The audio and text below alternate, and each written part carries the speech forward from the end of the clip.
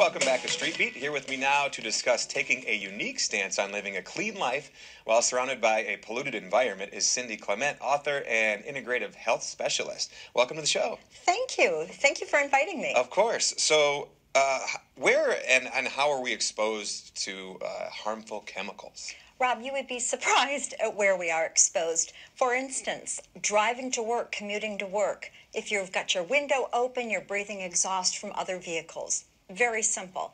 You're also exposed through your personal care products. If you take a shower, you could possibly be exposed depending on the ingredients there. Shampooing your hair, deodorants, and things like that. You're also exposed through the food containers that you're eating out of, whether it's a canned good or something wrapped in plastic or takeout food.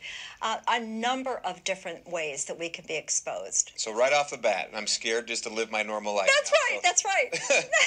What is the purpose of some of these chemicals? What should we really be, looking out for and maybe trying to change up in our everyday lives? Well, the purpose of the chemicals were to make our lives more convenient. If there weren't chemicals, we wouldn't have a cell phone.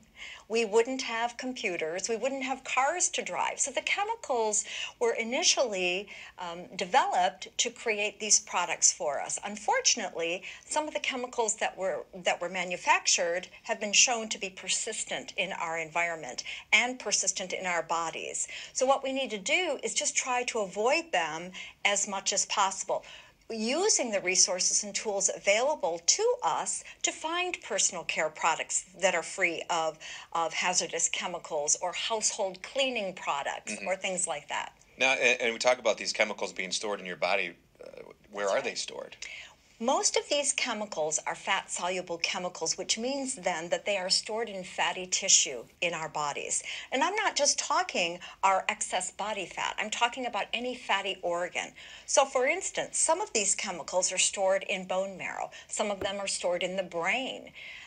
They can be stored in the fatty tissue itself. So in a number of different places in the body, a lot of the glands will also hold on to these chemicals. And I think one word that kind of pops out a lot when we talk about this is detox. That's right. A lot of people are doing these detox diets can we talk about that a little bit and maybe any process that actually works to detox your body of these chemicals? Well, as an adjunct professor at Eastern Michigan University, I have access to every clinical study that's ever been published. And in my studies, I find one gentleman up at University of Alberta, Dr. Stephen Genwis. His group is really leading the information on what we need to do to detoxify our bodies. And from that information, it's going to be different for some, for individuals based on their body's ability to detoxify, the health of those detoxification organs.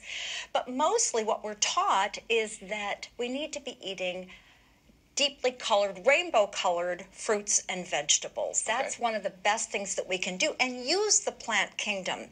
There are a number of medicinal plants that are actually attracting researchers' attention, and they're finding that these plants are able to assist the body's detoxification abilities, not just herbal medicine, but essential oils as well. So the plant kingdom, and sweating. Sweating is another way that we can use to really detoxify the body rather quickly. Perfect. So when we're thinking about eating, we want to keep it green and bright.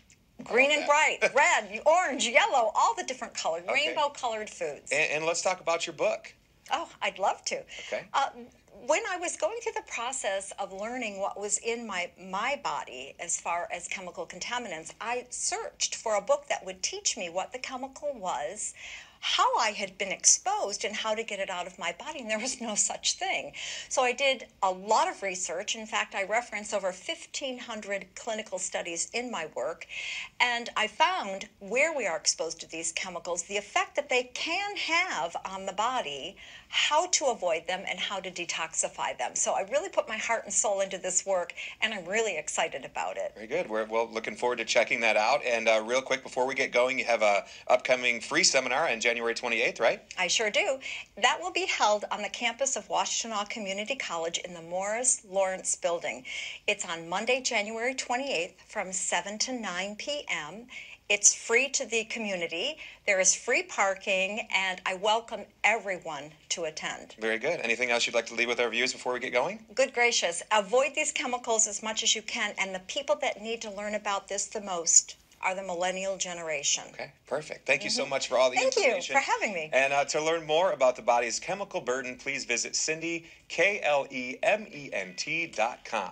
That's a wrap for today. See you next Saturday at 8:30. Have a great weekend.